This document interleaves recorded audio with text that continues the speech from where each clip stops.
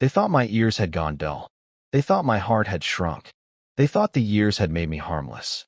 That's the lie children tell themselves when they want to be cruel. But I heard every word. And I remembered. The last time they laughed at me was a Thursday. I sat at the kitchen table, the same oak table I built with my bare hands 50 years ago, its surface worn smooth by Sunday suppers and spilled milk. They circled me like strangers who'd wandered into a museum, pointing out cracks, flaws, the places I'd grown fragile. "Grandpa doesn't understand," one of them said. "He barely knows what year it is," another snorted. Their laughter was sharp enough to cut. I held my cup steady, though my fingers shook. I pretended I didn't hear. That's what they expected. Silence. Always silence.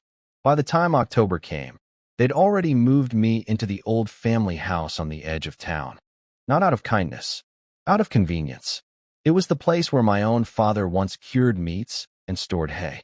Drafty walls, crooked stairs, roof shingles that rattled whenever the wind came down from the hills. They said it was better for everyone. What they meant was that I was out of sight, out of mind. Still, I stayed. I lived with the dust, the creaks, the loneliness. I told myself I could carry it. I'd carried worse. But nothing weighs heavier than being erased by the mouths you once fed. Halloween night arrived cold and moonless. I sat in the parlor, wrapped in a blanket, listening to the hollow scratch of branches against the shutters. I used to love this night. My wife and I would carve pumpkins, hand out candy, laugh when the neighbor kids shrieked at the plastic skeleton I hung on the porch. But she was long gone, and the porch sagged under its own weight. When the knock came, I thought maybe, foolishly, that someone had remembered, that a grandchild had chosen to visit me with something warmer than mockery. I opened the door. There they stood, 4 of them, my blood, my legacy, grinning with cruel delight. They carried no candy bags, only malice. "Stay here, Grandpa," one of them said, holding the doorframe as if he owned it. "Maybe the witches will take you tonight," another sneered. The door slammed. A key turned. I heard the scrape of metal slide into the lock. Their laughter echoed down the porch steps as they walked away, leaving me behind like an unwanted coat. At first, I just stood there, staring at the closed door, my breath clouding in the dim parlor air. My knees hurt. My chest ached. But something else stirred beneath all that weakness. Something older. Older than them. Older than this house. You see, this house isn't just wood and brick.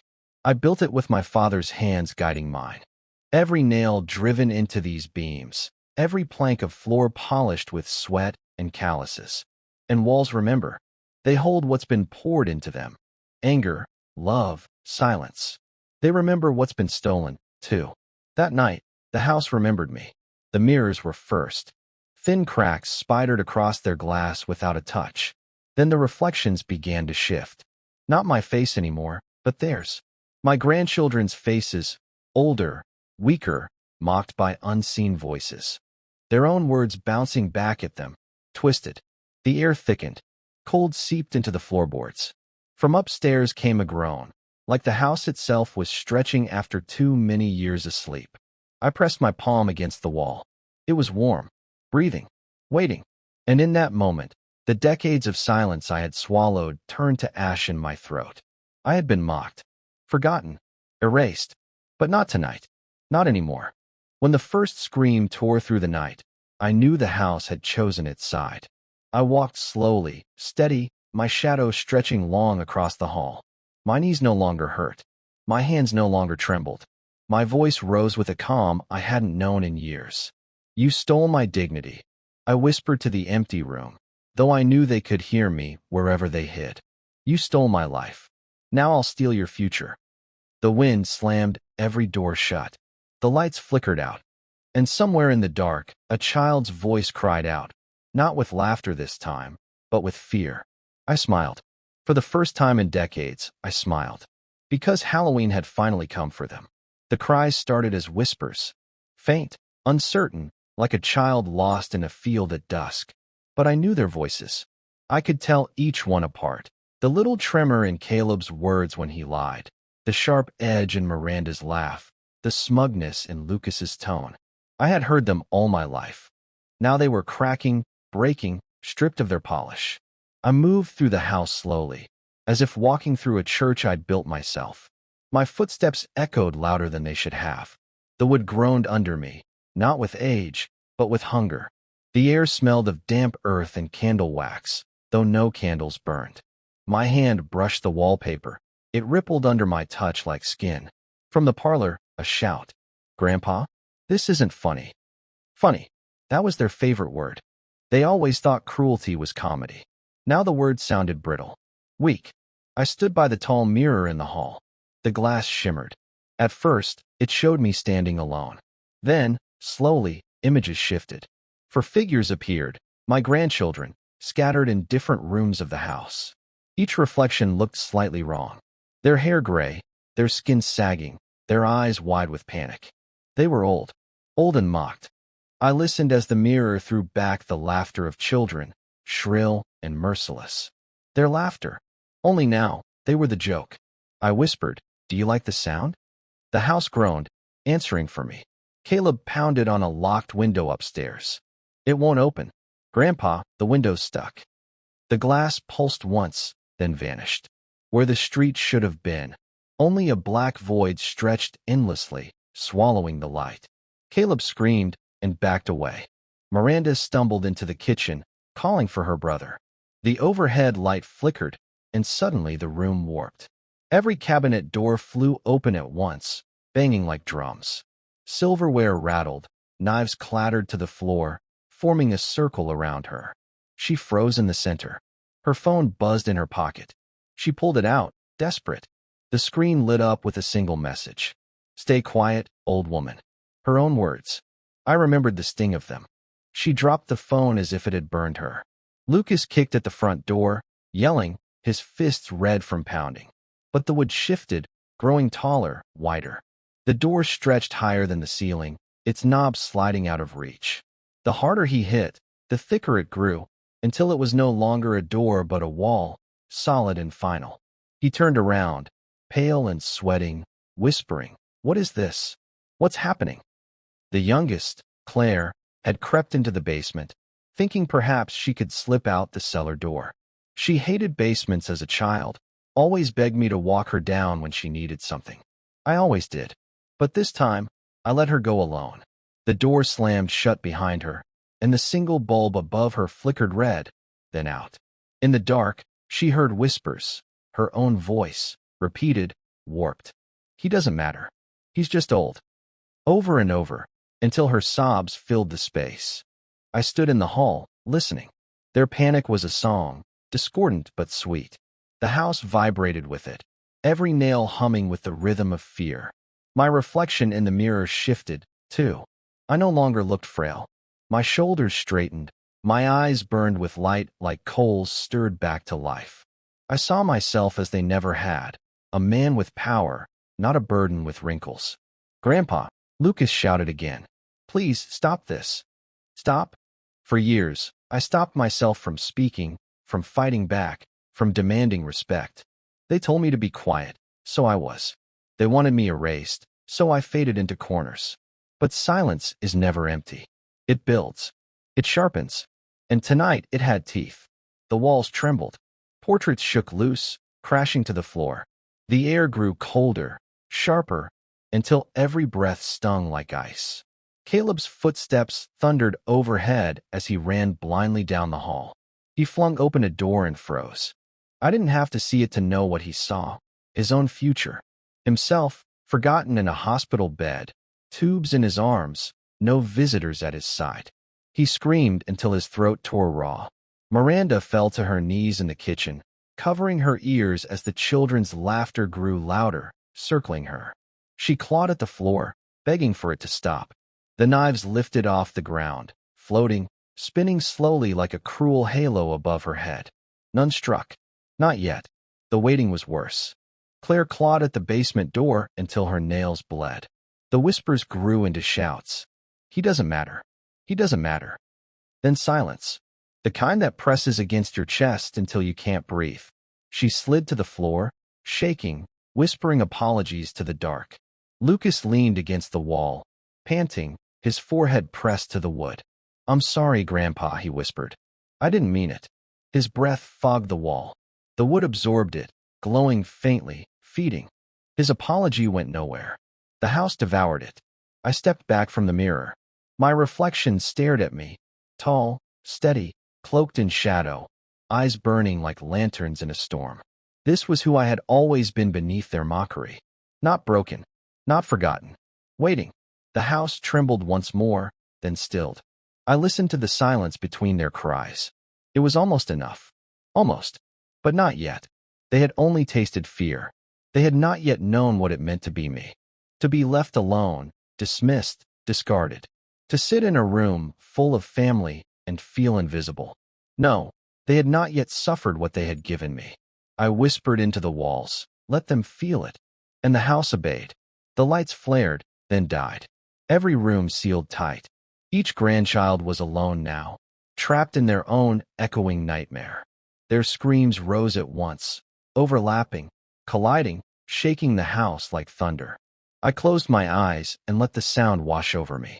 It was only the beginning. Fear makes people show their true faces.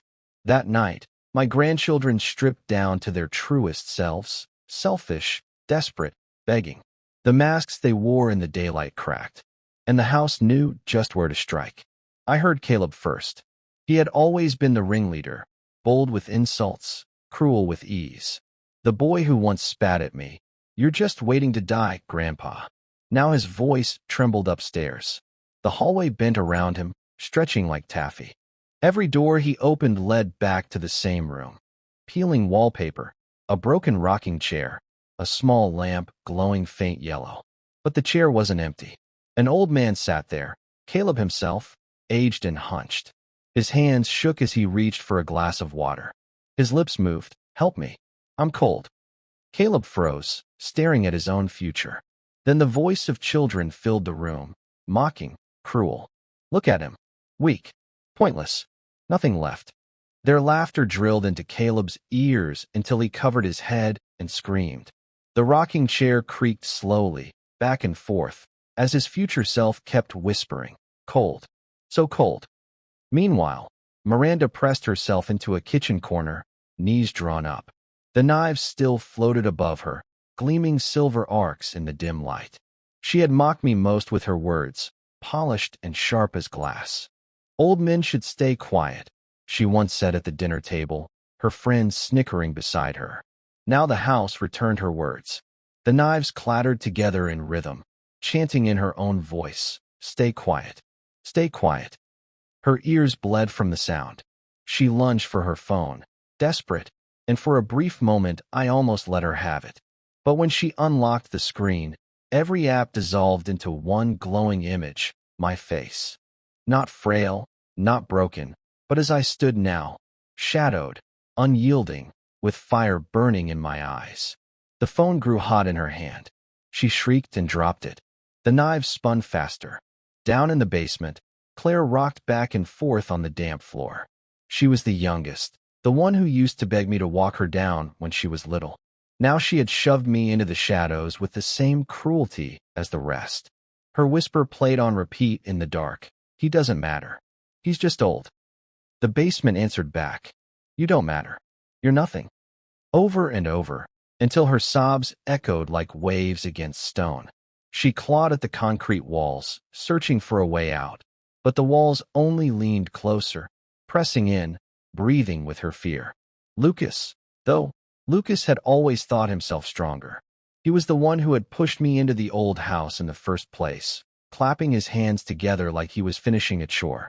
There, Grandpa's tucked away. Out of sight, out of mind. Now he wasn't so smug.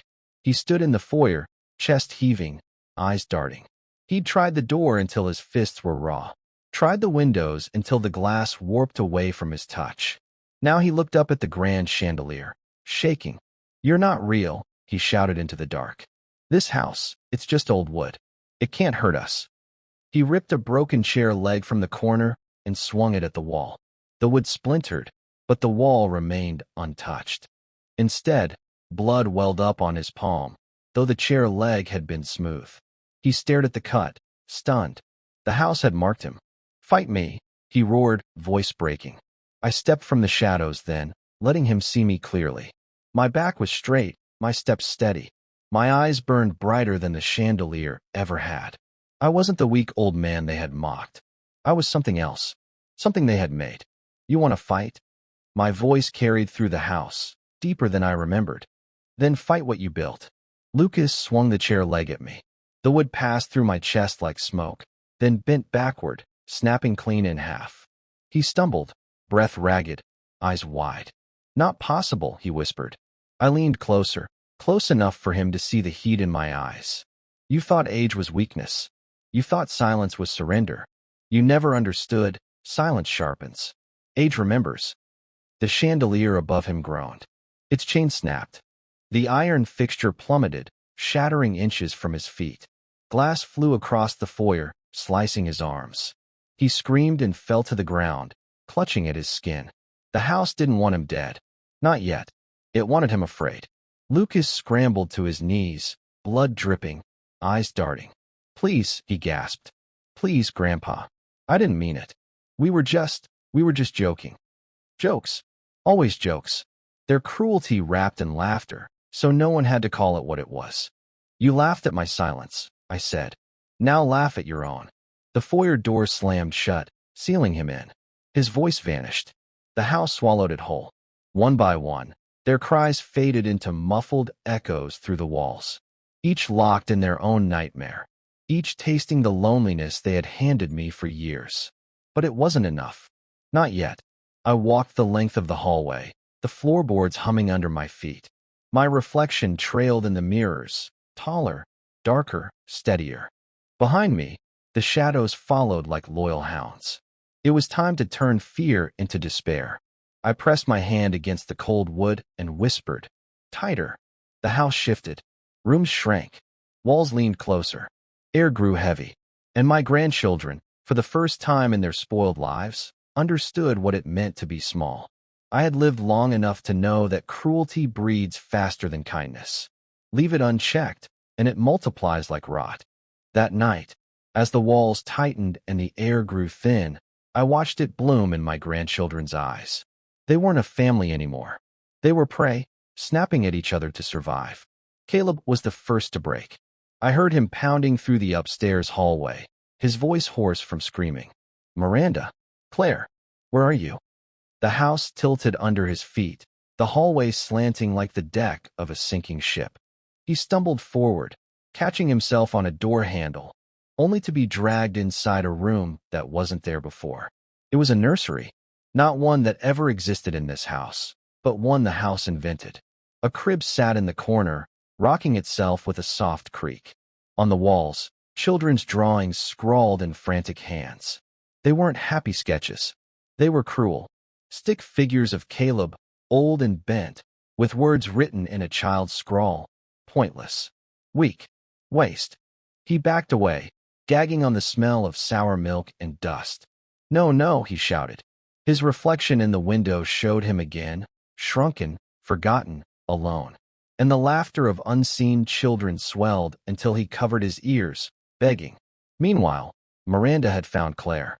The basement door finally unlatched and spat Claire out into the kitchen, her hair tangled, face streaked with tears. She clung to her cousin like a drowning girl clings to driftwood. They're trying to kill us. Claire sobbed. It's Grandpa, Miranda hissed. Her voice shook, but her eyes burned with anger. He's doing this. He's punishing us. Claire shook her head wildly. No, houses don't move, walls don't. Look around. Miranda snapped. This place is alive, and he's making it happen. The knives rattled overhead again. Miranda pulled Claire closer, whispering, we have to give him something. A sacrifice. He wants one of us. Claire stiffened. What? It's obvious, Miranda pressed. He's making us live his nightmare. If one of us takes the fall, maybe he'll let the rest go. Her eyes were sharp now, calculating. Claire realized the truth too late. Miranda wasn't holding her for comfort. She was holding her for leverage. With a sudden shove, Miranda pushed Claire toward the circle of knives. Claire screamed, stumbling inside the silver ring. The blades dipped lower, humming in the air like hornets ready to strike. No. Please, Miranda, don't. Claire's plea was cut short by the shriek of steel grinding against steel. The knives didn't cut her yet, but they spun tighter, faster, a cage of blades. She dropped to the floor, sobbing. Miranda's chest heaved. She turned her face upward, eyes scanning the ceiling as if speaking to me. There. Take her. Let us go. Do you hear me, old man? Take her and leave us alone. Her betrayal echoed through the walls like a crack of thunder, and the house listened. Upstairs, Lucas heard it too. He was pressed against a corner, blood still drying on his arms from the chandelier glass. His lips trembled.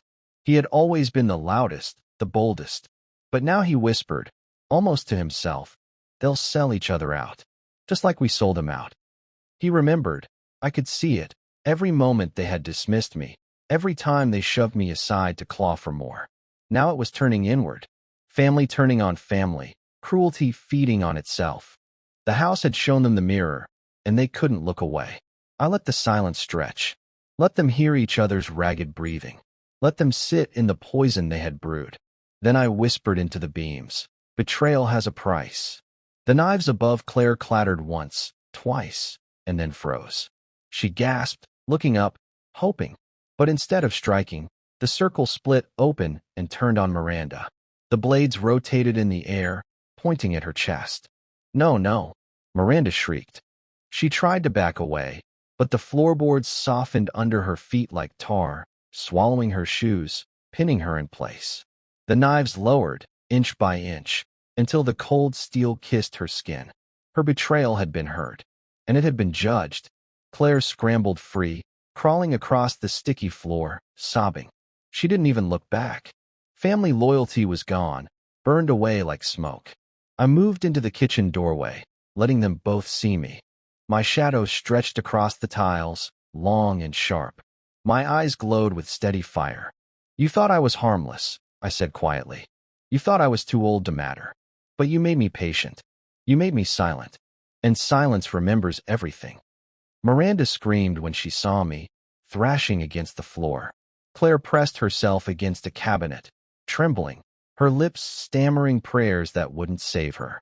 Upstairs, Caleb's voice rose again. Get me out. Get me out. His fists pounded against invisible walls. Lucas stumbled into the hallway, catching sight of me from the landing. His face drained white. Grandpa, please. This isn't you. But it was. It always had been. This, I told him, my voice echoing through every corner of the house, is the part of me you buried alive. The chandelier groaned again. Windows shattered inward, though no glass touched me. The walls pulsed like veins. My grandchildren's cries wove together into one frantic chorus. And for the first time in years, I felt seen. But it wasn't over. Not yet. The house was still hungry. And dawn was hours away. The night had teeth now. Every sound was sharper, every shadow thicker, every breath laced with dread. The house pulsed around them, steady and cruel, as if it had found a rhythm in their fear. And I walked its halls like a conductor, guiding each note of terror.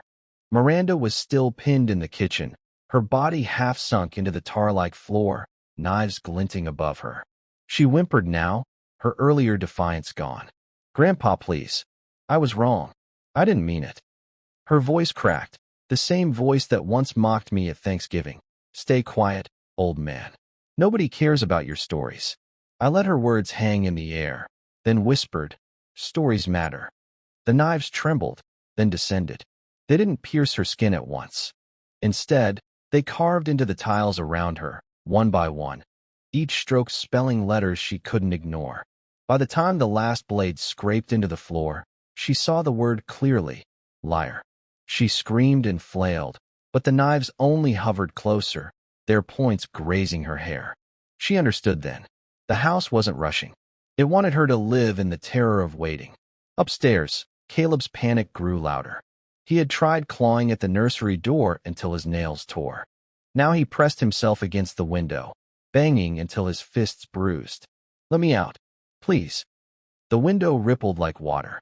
On the other side, not the street, not the night sky, just row after row of hospital beds. Each one held him, older, weaker, tubes in his arms. Every version of him looked at the real Caleb with sunken eyes and mouthed the same words. Why didn't you visit me? Why didn't you care? He staggered back, tripping over the crib. The rocking chair creaked louder, faster, until it toppled forward on its own.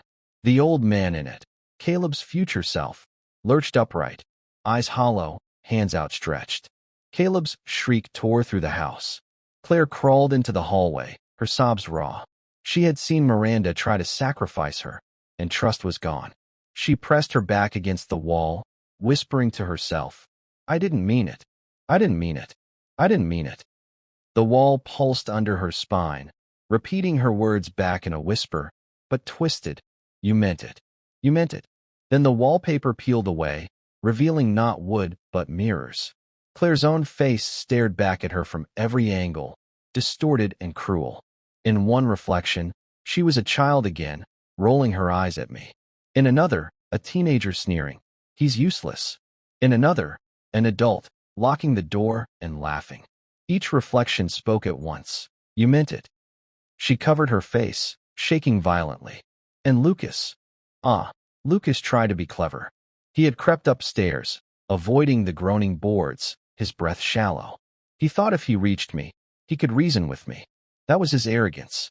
He believed words could undo years of silence, as if apologies weighed the same as respect. He found me standing in the hallway, my shadow spilling over the floor like ink. Grandpa, he said, his voice trembling but his chin high. You're right. We were wrong. But this is too far. Let us out. I'll make it right. Make it right. I stepped closer. You already did. You made me invisible. Now I'm showing you what it feels like. He swallowed, glancing at the mirror behind me. My reflection was taller, darker, eyes burning red. He clenched his fists. If you kill us, people will know. They'll come looking. They already forgot me, I said simply. Why would they come for you? He paled, his bravado cracking. Still, he lunged, grabbing at my arm like he could wrestle me down. His hands passed through smoke, then froze. His skin blistered where he touched me, as if fire lived beneath my shadow. He howled and fell back, clutching his hands. The house shook in approval. The mirrors shivered, and every reflection of Lucas opened its mouth and screamed. The sound pierced the hall, rattling the light fixtures, making the air itself splinter. He pressed against the wall, whimpering, his strength gone. I looked from one terrified face to the next, Miranda caged by knives, Caleb cornered by his decaying future, Claire drowned in her own cruel reflections, Lucas writhing from fire he couldn't fight.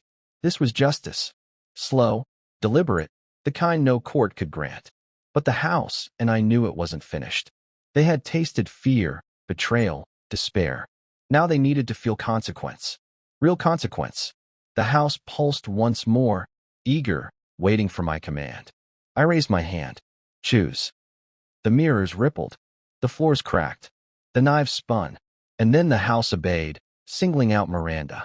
Her shrieks grew higher as the tar floor dragged her lower. The knives no longer circled her. They pressed inward. One nicked her cheek, a thin line of blood glistening in the dim light. She froze, staring at me, her chest heaving. I'm sorry, she sobbed. Please, Grandpa, I'm sorry. I didn't mean to. Neither did I said softly. But you didn't listen. The house struck. The knives plunged, not into her flesh, but into the floor around her, pinning her like stakes. Her arms, her legs, her waist. She was trapped, spread out, her body shaking violently as the floor swallowed her inch by inch. Claire screamed her cousin's name, but the mirrors only laughed with her own voice. Caleb pounded against unseen walls until his fists broke skin. Lucas pressed his burned hands to his chest, sobbing like a child. And Miranda? She disappeared beneath the floor, the tar sealing over her face with a final hiss. Silence followed. For the first time that night, the others fell completely quiet. They stared into the dark, trembling, realizing this wasn't just torment. This was a sentence, and one of them was already gone. I let the silence linger, then whispered, 3 left. The house groaned with hunger. Dawn was still far away. The house quieted after Miranda sank into the floor, as if it had swallowed a meal and now savored the taste. My other grandchildren held their breath, waiting for her scream to return, for some proof she was still alive. But nothing came. Silence is heavier than any coffin. Claire pressed her palms to her ears, rocking on the hallway floor. She's gone, she whispered. Her reflections in the wallpaper mirrored her exactly. Same rocking, same sobbing, but their mouths curled into cruel smiles. Lucas stared at the ceiling, sweat dripping down his burned hands. His chest rose and fell too quickly. He muttered under his breath, the same phrase again and again, "Not me, not me, not me." Caleb was the only one still fighting. He slammed himself against the nursery window, screaming until his voice cracked. His reflection on the other side, old, gray, forgotten, did the same. But only his reflection's mouth kept moving after his throat went dry. "Help me. I'm cold. I'm alone." The house fed on each sound, its beams shuddering like bones cracking in the dark. I could feel its hunger pressing against my skin, urging me. One gone. 3 left. I walked toward the nursery, my shadow spilling down the hall like smoke. Caleb saw me through the warped glass and froze. His lips trembled. "Grandpa, it's me. It's Caleb. I didn't mean any of it." He pressed his palms against the glass, like he used to press his hands against the fish tank as a boy, watching the goldfish scatter. "You raised us. You wouldn't hurt us, right?" I stopped inches from the glass. The reflection behind him pressed closer too, the old man version of Caleb, with sunken eyes and trembling hands. I looked at both of them, then whispered, "You already hurt yourself." The glass dissolved. Not shattered, not cracked, dissolved into mist. Caleb stumbled forward, expecting the hall. Instead, he stepped into a narrow corridor lined with mirrors. Each one reflected him, but never the version he wanted. Some showed him weak, others cruel, others abandoned. His eyes darted wildly as he spun, searching for the way back. The mirrors began to whisper. Not my voice this time. His. Words he had said over the years, spat with casual cruelty. "You're just waiting to die? Nobody cares what you think. Stay out of the way, old man." His legs buckled. He clutched his ears, screaming, "Stop! That's not me." But the mirrors disagreed. They chanted louder until his own voice drowned him. Lucas and Claire heard him from the hall. Claire sobbed harder, but Lucas narrowed his eyes. He pushed himself unsteadily to his feet, clutching the railing for balance. His tone was sharp, desperate. "We have to give him something," he muttered. Claire blinked, startled. "What?" Lucas's face twisted. "It's him. Grandpa. He wants a price. If it's Caleb, maybe it won't be us." Claire's breath caught. You mean let him?" "Yes," Lucas hissed, his burned hands shaking. "Better him than me." Betrayal tastes the same in every generation. I felt the house tremble with dark satisfaction. The mirrors around Caleb shattered at once. Glass shards floated midair, spinning like a storm. They didn't cut him. They reflected him. Thousands of tiny Calebs, screaming, aging, dying. He spun in circles, trapped in a hurricane of himself. Then the shards pierced inward. Not his flesh, his reflection. Each shard stabbed into one version of him, old and broken, until every reflection collapsed.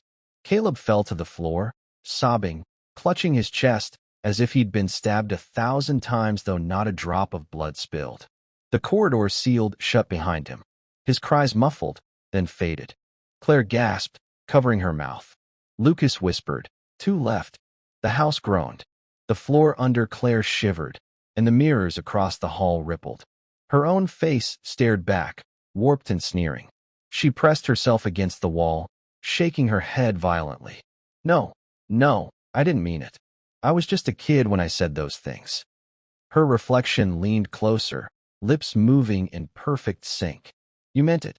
The mirrors bulged outward like water balloons about to burst. Claire screamed and scrambled back, slamming into Lucas. He caught her, but his burned hands left angry red smears on her arms.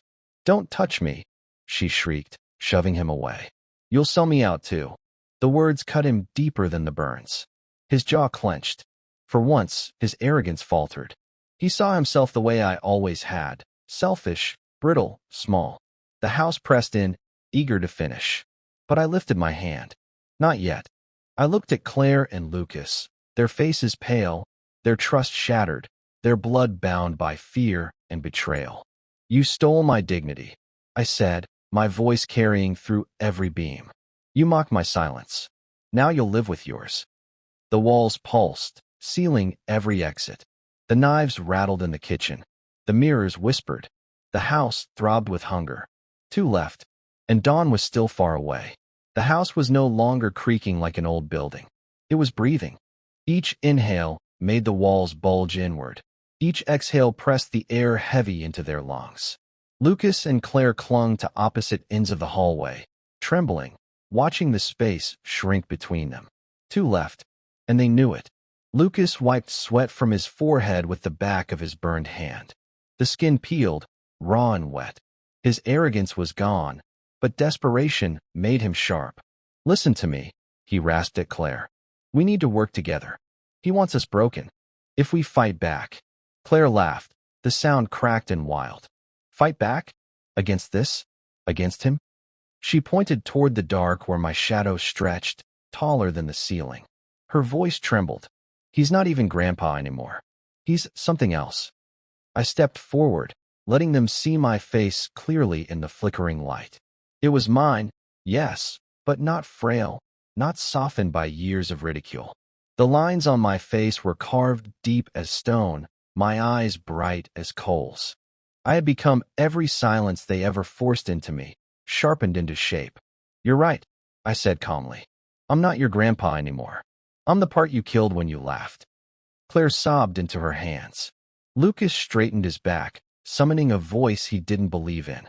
If you punish us, you'll lose us forever. You'll have nothing. I tilted my head. Nothing. I let the word drip with bitterness. That's what you gave me for years. A man can't lose what he never had. The house groaned at my words. Floorboards bent upward like ribs, splitting the hallway into two jagged paths, one leading toward the kitchen, where knives still hung sharp in the air, the other toward the basement, whispering in the dark. I raised my hand. Choose. Claire's eyes went wide. What do you mean? One path for you. One path for him, I said. Choose who walks where, or the house will choose for you. Lucas grabbed her arm. Don't listen to him. It's a trick. But Claire yanked free, shaking violently. You tried to throw Caleb to the wolves. You do the same to me. The house tightened, the walls pressing closer, the floor trembling. The choice had to be made. Claire's gaze darted between the two paths. Her lips moved soundlessly. Then, with a choked sob, she pointed at Lucas. Him. He goes to the basement. I can't. I can't. Lucas spun to her, betrayed fury in his eyes. You little. But the floor split under his feet before he could finish. The ground yawned open and swallowed him into darkness. His scream echoed up the stairwell as the basement door slammed shut. Claire collapsed to her knees, sobbing into her hands. I'm sorry. I'm sorry. I stepped closer, my shadow falling over her. Betrayal always finds its home. Below, in the basement, Lucas stumbled in pitch black. His breath came ragged. His palms scraped raw against the stone walls. Then the whispers began. Not mine, not the house's, his own voice. Dozens of them, overlapping, taunting. Better him than me. Out of sight, out of mind. He's just an old man. Tuck him away. He fell to his knees, clutching his head.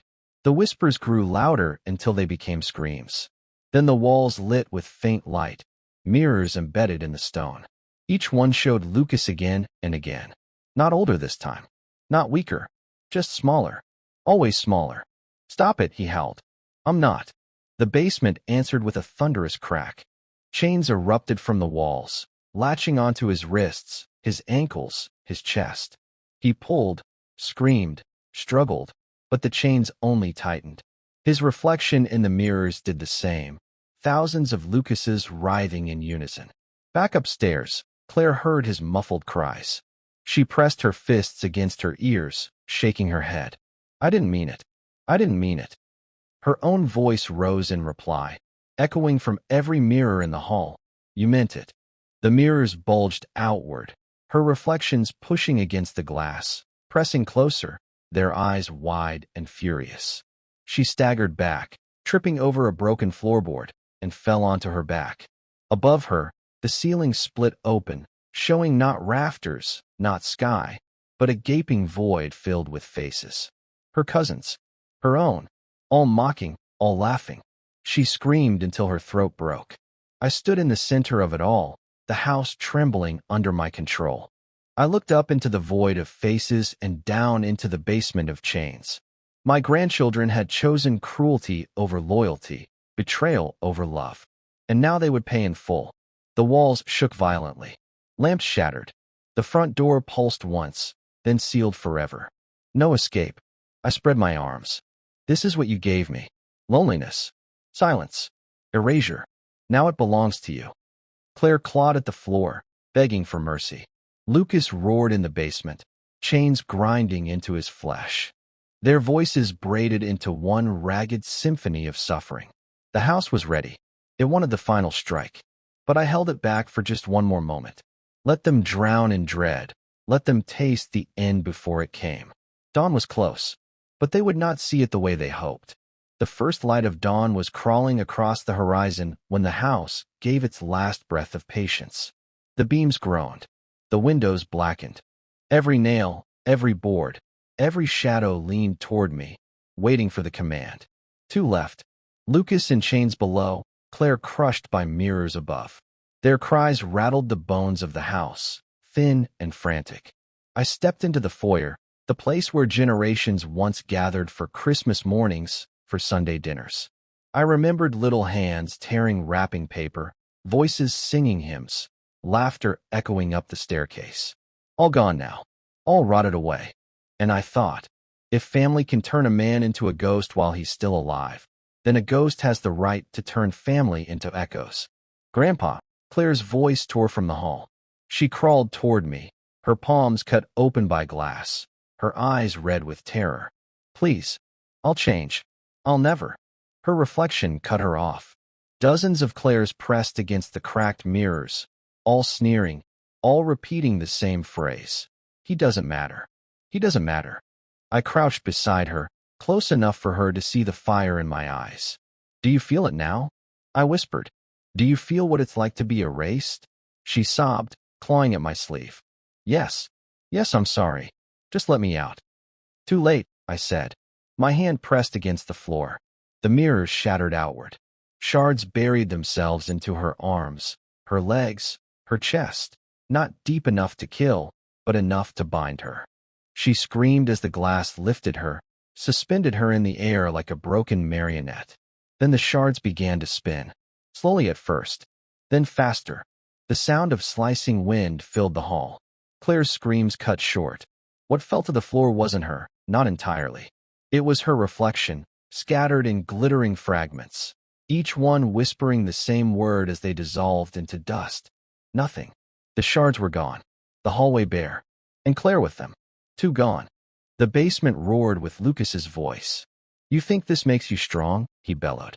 His chains rattled furiously, cutting into his flesh. You think we'll be the only ones to suffer? You'll be alone forever. You'll die in this house. I descended the stairs slowly, each step echoing like a gavel. The basement stank of mildew and iron. Chains stretched across the walls, binding Lucas like a crucifix. His body shook with effort, but the chains only bit deeper. His face twisted with rage and panic. You called me useless, I said softly. Now you can't even lift your own hands. Let me go, he spat. Blood flecked his lips. You'll regret this. I stood before him, my shadow wrapping around his body. I regret nothing, I said. Not anymore. The chains tightened. His bones cracked. He screamed until the sound broke into a ragged rasp. The mirrors in the stone lit with one last reflection.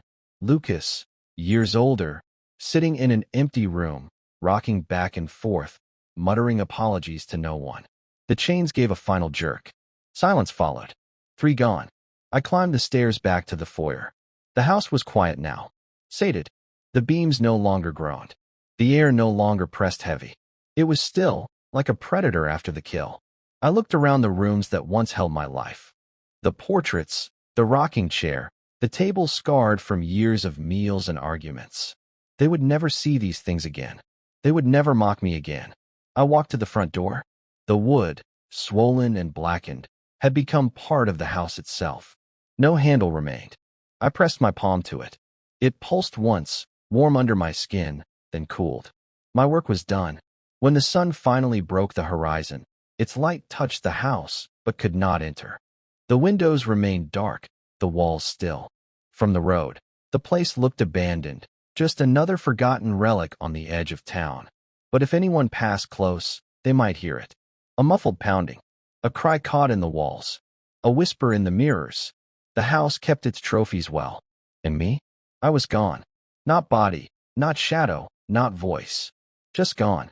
Folded into the bones of the house like mortar, like ash. By noon, the neighbors would wonder why the grandchildren hadn't left. By dusk, whispers would begin. By Halloween the following year, no one would dare step inside. But the stories would spread. They say the old man still walks there. They say you can hear children crying in the walls. They say if you look into the mirrors, you see yourself. Old, broken, begging. Stories. That's all that would remain. But stories are heavier than chains. And mine would never be erased again. I gave them what they gave me. Loneliness. Silence. Forever. I left the house standing. But without the doors.